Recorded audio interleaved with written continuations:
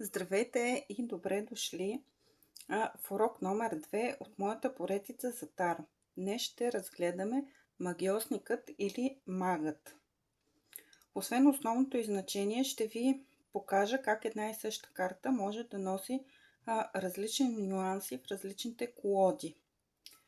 Нека да започнем с основното значение, каква е същността на картата. Същността на картата, това е волята и вярата, са ръководени от ума и душата.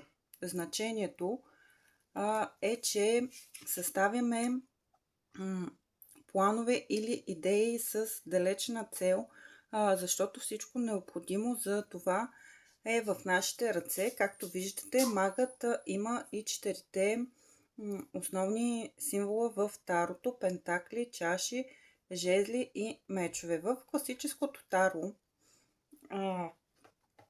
както виждате, магът с едната ръка сочи нагоре, с другата ръка сочи надолу. Има знак на безкрайност над главата си. Така като я гледате, какво ви показва на вас тази карта? Как я разчитате? Каква енергия усещате вие? Така, оставям ви малко да помислите, да напишете в коментар. Аз като я видя тази карта, първото нещо, което ми идва на ум е, че както е на небето, така трябва и да е на земята. Човекът има всичко необходимо, за да постигне това, което си поставя като цел и значение. При обърната позиция означава, че картата показва объркваност, неспокойствие, не може да се реализират плановете. Също така показва и слаба воля. В някои ситуации, когато съм правила четене и ми е излизал магът, но това е до интуиция и усещане, това показва, че човекът е някакъв вид манипулатор, защото той държи всичко в себе си. Той може така да ви манипулира, че ви въобще няма да усетите за какво става въпрос. Но това всичко се усеща с времето и практиката. Ако сте гледали предишните ми уроци по таро, за мен всичко е интуиция. Тарото е интуиция. Едни и същи карти, двама-трима различни човека могат да ги прочитат по различен начин, но в крайна сметка посланието ще е едно и също. Затова аз съм на мнение, че не трябва да се учат нещата наизуст. Трябва вие сами да усещате какво ви говорят картите и каква енергия ви носят самите те. Това е в класическото таро картата. Следващата карта, която съм ви показала, ето го пак магът, магиосникът. Какво прави той? Той прави магия с жезъла си. Ето го тук жезъла и от чапката излиза един меч. Отстрани пак има пентакъл, има чашка. Усещате ли как енергията на двете карти е съвсем различна и самото представяне, разчитане е съвсем различно.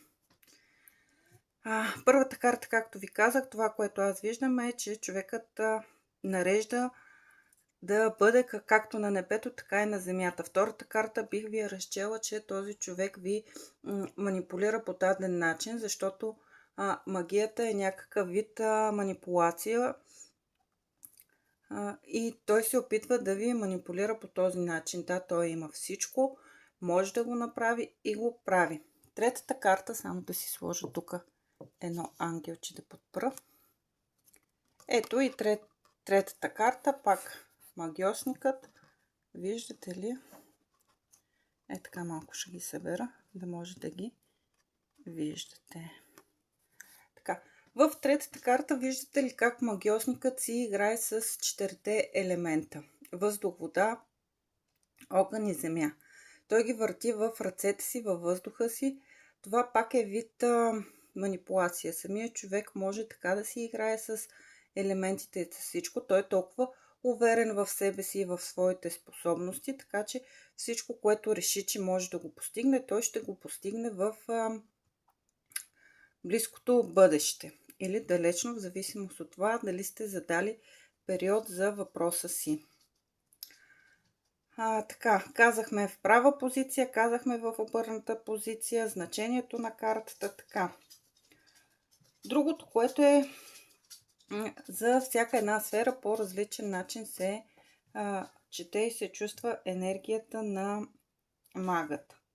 Какво означава в любовта магиосникът? В зависимост от това дали питате за вас конкретно или за даден човек, се различават гледанията. Ако е за вас, означава, че вие може да постигнете всичко в любовта. Ако е за конкретен човек, в зависимост от съседните карти, ще ви излезе дали той е честен за вас, дали се опитва да ви манипулира по някакъв начин, дали си играе с вашите чувства, емоции и така нататък. Ако е свързано пък с работа, това означава, че вие ще постигнете голям успех в работата си. Всичко, което се захваните, ще ви се отдава с лекота. Всичко това, което го говоря, ако картата ви е в права позиция. Ако е в обърната позиция, съответно няма да се реализират нещата, ще изпитвате някакво неспокойствие, обърканост. Просто нещата са обратни на това, което е в правата позиция. За работата вие ще постигате страхотни цели, проектите ще ви се развиват, ще може да правите това, което се изисква от вас, защото вие ще имате всичко, от което ще се нуждаете, за да го постигнете. Ако примерно ви дава съвет, питате за съвет и ви се падне магът, какъв съвет би ви дал магът? Той би ви дал съвет да се ръководите от ума и душата си, че вие ще постигнете успеха само ако се вслушате в разума си и във вътрешния си глас. Всичко, което ви идва на ум, което искате да постигнете, ще го постигнете. Но трябва да сте постоянни в тези мисли, в тази реализация на това, което ви е в ума. Това е като съвет. Разгледахме и останалото. Мисля, че не пропускам нещо. Ако пропускам и не ви е ясно, може да пишете в коментар. По-нататък в уроците ще имаме видео различните комбинации, как се четат, да не е само една карта. Аз ще ви очаквам в следващия си урок номер 3, където ще разгледаме и ще продължим да изграждаме знанията си по Таро. Надявам се да съм ви била полезна. Ако е така, дайте едно палче нагоре, коментирайте и не забравяйте да се абонирате за канала. Ще ви очаквам в следващото видео. Довиждане!